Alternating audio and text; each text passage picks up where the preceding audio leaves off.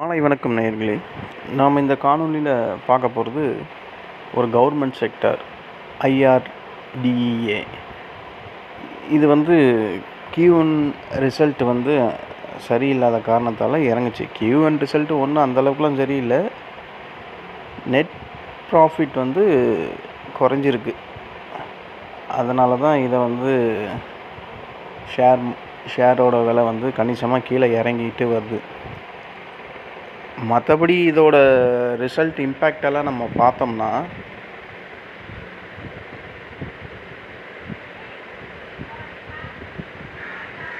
பாசிட்டிவாக சில விஷயங்கள்லாம் இதில் இருக்குது. ஸ்ட்ராங் ரெவன்யூ க்ரோத் இருக்குது. லோன் புக் க்ரோத்து நல்லாவே இருக்குது. நெட் இன்ட்ரெஸ்ட் மார்ஜின் நல்லா ஹெல்த்தியாகவே தான் இருக்குது. நல்ல ஸ்ட்ராங்கான கேபிட்டல் பேஸ் இருக்குது. ஆப்ரேஷன் பர்ஃபார்மன்ஸ் நல்லா தான் இருக்குது இந்த Q1 ரிசல்ட்டில். மற்றபடி இதில் ஜஸ்ட்டு நெட் ப்ராஃபிட் இது மட்டும்தான் குறைஞ்சிருக்கே கண்டி, மற்றபடி இது வேறு ஒன்றும் எந்த தப்பும் இதில் இல்லை.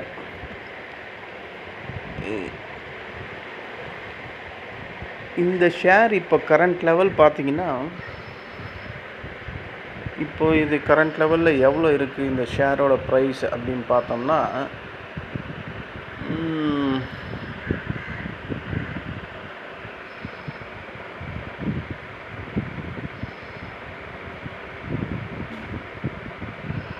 $189 இருக்குது.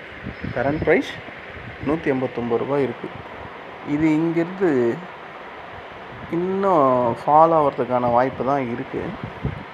எது வரையும் ஃபால் ஆகும்னு நம்ம பார்த்தோம்னா, ஒரு 145 வரையும் வரத்துக்கு வாய்ப்பு இருக்குது.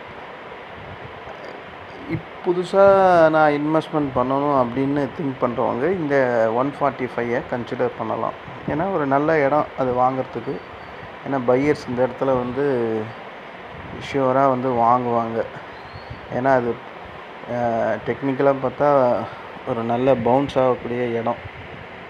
அவன் அதையும் மீறி கட் பண்ணி கீழே இறங்குறான்னா 110லேருந்து 115 இந்த ரேஞ்சுக்குள்ளே மறுபடியும் ஒரு ஆவரேஜ் ஷேர்ஸை அக்குமுலேட் பண்ணி அதை ப்ராஃபிட்டபுளாக கொண்டு போகலாம்.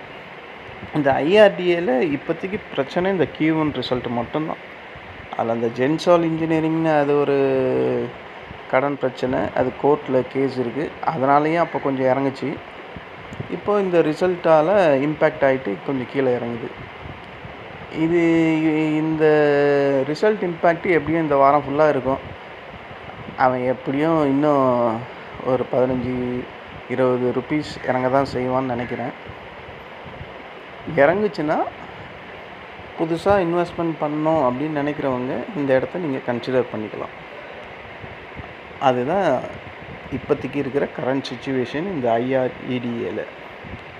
இது ஒரு நல்ல ஷேர் தான், கவர்மெண்ட்டு கையில் இருக்கக்கூடிய ஒரு ஷேர். அதனால் நம்ம தைரியமாக ஃபேஸ் பண்ணலாம். இந்த ஷேரை வாங்கிட்டா வெயிட் பண்ண நல்ல ரிசல்ட் கிடைக்கும்.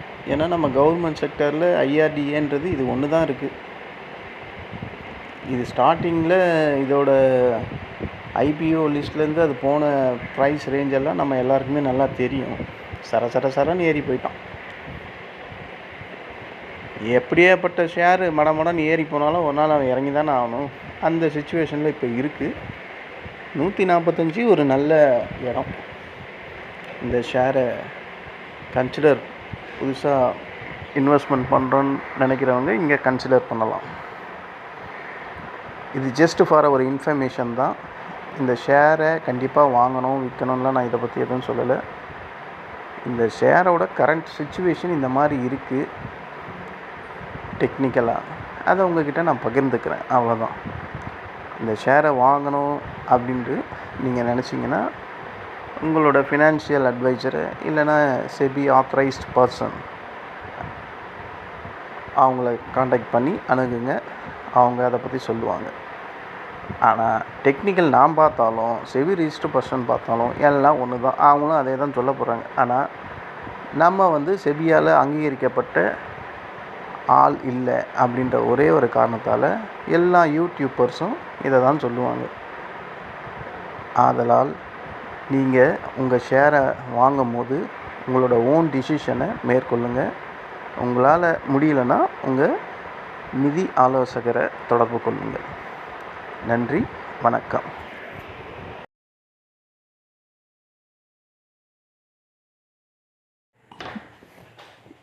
அடுத்து நம்ம பார்க்கக்கூடியது இந்த தேஜாஸ் நெட்வொர்க்கு. இது இப்போ வர எல்லா கிவன் ரிசல்ட்டும் எல்லா ஈக்விட்டி ஷேரோட ரிசல்ட் எல்லாமே எதுவுமே நல்லா சூப்பர் அப்படின்ற மாதிரியே இல்லை. எல்லாம் நெட் ப்ராஃபிட் லாஸஸில் தான் கொடுக்குறானுங்க. அதனால் இந்த தேஜாஸ் நெட்வொர்க்கும் இப்போ கரண்ட்டில் டவுனில் ஓப்பன் தான் ஆச்சு. இன்றைக்கி காலையில் கரண்ட் ப்ரைஸ் இப்போ அது ட்ரேட் ஆகிறது ஒரு 657 53 நினைக்கிறேன். சரியாக கரெக்டாக தெரியல. பட் அது காலையில் டவுனில் ஓப்பன் ஆகிட்டு லிட்டில் பிட் மூவ் ஆச்சு. ஆனால் இந்த இடமே அது ஒரு நல்ல அக்குமுலேஷன் பண்ணக்கூடிய இடம்தான். ஏன்னா இந்த தேஜஸ் நெட்வொர்க் ஸ்ட்ராங்கான ஆர்டர்ஸ் எல்லாம் அவங்க கையில் இருக்குது. இந்த பிஎஸ்என்எல் 4G இந்த இதுவெல்லாம் அவன் தான் டேக் கேர் பண்ணிகிட்ருக்கான். அதனால் இது அடுத்த Q2 ரிசல்ட்டில் தான் நல்லா பர்ஃபார்ம் பண்ணணும்னு தான் நான் நினைக்கிறேன். பட் இப்போ அது இருக்கிற இடம் கூட ஒரு நல்ல ஆல்ரெடி வாங்கி வச்சுருக்கவங்க இந்த ஷேரை அக்குமுலேட் பண்ணக்கூடிய ஒரு இடம்தான். இவன் இங்கேருந்து ஷியூராக ஒரு 700 போவான். 710 இல்லைன்னா 700 வரையும் போகிறதுக்கு வாய்ப்பு இருக்குது டெக்னிக்கலாக. இல்லை இந்த Q1 ரிசல்ட்டோட இம்பேக்ட் அது இன்னும் ஃபர்தராக இந்த வீக் ஃபுல்லாக இருந்தால் அது கண்டிப்பாக 590லேருந்து 602 வரையும் கீழே இறங்கிறதுக்கு வாய்ப்பு இருக்குது. ஏன்னா அவன் கரெக்டாக அந்த RSIயில் கீழே வந்துட்டான். கீழே டவுன் ட்ரெண்டு கிட்ட வந்துட்டான். மேபி அது டவுன் ட்ரெண்டு கீழே போக ஆரம்பித்தான்னா கண்டிப்பாக நான் சொன்ன லெவல் 600 கிட்ட போயிடுவான். 600 போனாலும் இது ஒரு நல்ல குவாலிட்டியான ஷேர். தைரியமாக நம்ம அக்குமுலேட் பண்ணலாம். அந்த 600 கூட கொஞ்சம் கொஞ்சமாக நம்ம ஷேர்ஸை வாங்கி அது எவ்வளோ கீழே போதோ அந்த லெவலில் நியரஸ்ட்டு ப்ரைஸுக்கு நம்ம ஆவரேஜ் பண்ணோம்னா அங்கேருந்து ஒரு வேளை அவன் ஜம்ப் ஆனால் கூட நமக்கு அங்கேருந்தே ப்ராஃபிட்டு லாஸில் இருந்தால் கூட லாஸை ரெக்கவர் பண்ணிவிட்டு ப்ராஃபிட்டுக்கே வரலாம். இப்படி தான் ஷேர்ஸை அக்குமுலேட் பண்ணி லாஸ்ட்டில் இருக்கிற ஷேர்ஸில் ப்ராஃபிட்டில் கொண்டு வராங்க பாதி பேர். அவங்கக்கிட்ட அந்த வாங்குகிற பவர் இருக்கும், பணபலம். இல்லாதவங்க தான் மாட்டிக்கிட்டு ஒவ்வொரு ஷேர்லேயும் மாட்டிக்கிட்டு அவஸ்தைப்படுறது. அதனால் இந்த மாதிரி ஷேர்ஸ் எல்லாம் நம்ம ஃபஸ்ட் டைம் வாங்கும்போது ஒரு லிமிட் ப்ரைஸு சில குவான்டிட்டிஸ் மட்டும்தான் வாங்கணும். வாங்கினா தான் அது சப்போஸ் ஃபர்தராக கீழே போனால் கூட அந்த லாஸஸை நம்மளால் தாங்கிக்க முடியும். ஒரு 1000 ஷேர் எடுத்தோன்னே வாங்கிட்டு அது 50 பாயிண்ட்டு 40 பாயிண்ட்டு ருபீஸ்க்கு இறங்கிட்டான்னு வச்சுங்க, 40,000 காலி. இதை பார்த்தா எப்பேற்பட்ட மனசு வலிமையாக இருக்கிறவனும் சோர்ந்து போயிடுவாங்க. 40,000 சும்மா விட்டுருந்த ஷேரு கடை 40,000 லாஸு அப்படின்னு மனசு தோணும். உடனே நம்ம க்ளோஸ் பண்ணிருவோம். லாஸுனாலும் புக் பண்ணிப்போம். சில பேர் மட்டும்தான் அந்த தைரியமாக அதை ஃபேஸ் பண்ணிப்பாங்க.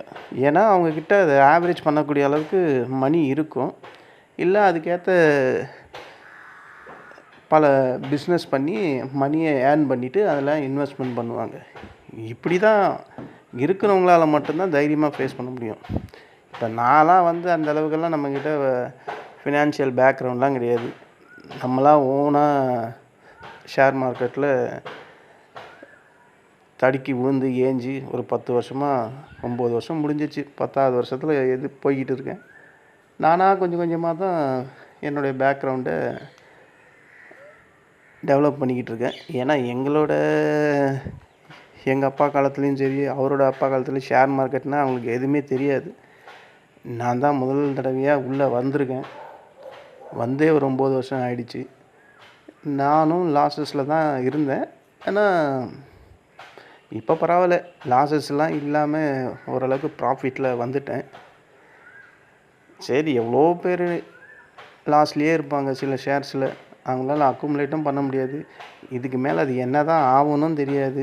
வாங்கி விட்டுட்டு அவங்க பாட்டுன்னு விட்டுருவாங்க. அவங்க நேரம் நல்லா இருந்தால் மிகப்பெரிய ப்ராஃபிட் வரும்.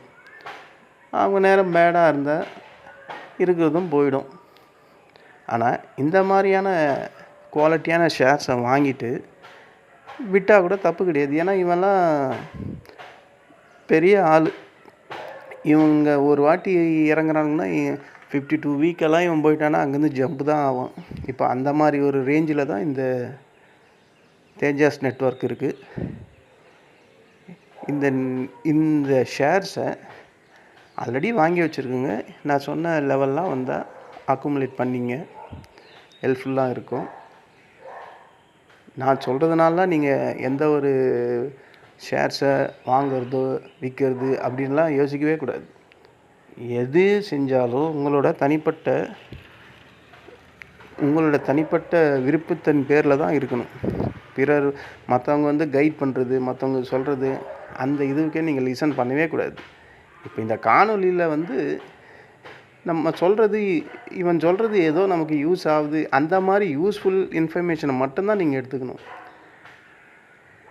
இவன் சொல்கிறதுல இந்த இடத்துல இது யூஸ்ஃபுல்லாக இருக்குன்னா அதை நீங்கள் கன்சிடர் பண்ணிக்கலாம். அவ்வளோதானே கண்டி.